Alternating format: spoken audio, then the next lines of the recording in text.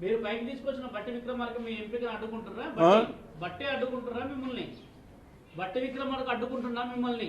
అడ్డుకుంటున్నట్టే ఆయననే రమ్మన్నాడు. మళ్ళీ ఆయన ఎందుకు మార్పు వచ్చిందో తెలియదు.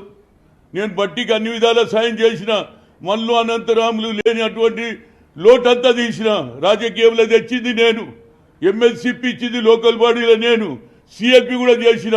ఆ రోజులలో రాజగోపాల్ రెడ్డి నన్ను రిక్వెస్ట్ చేసిండు, నన్ను సిఎల్పి చేయమన్నాడు. అట్లెట్లయితుంది సామాజిక న్యాయం? పిసిసి ప్రెసిడెంట్ ఉంటాడు, మళ్ళీ సిఎల్పి కూడా మీరైతే ఎట్లా అని కొట్లాడి వేణుగోపాల్ గారు ఏది గోల్కొండ హోటల్కి పోతే చెప్పిన కేసీఆర్ అని ప్రామిస్ చేశాడు.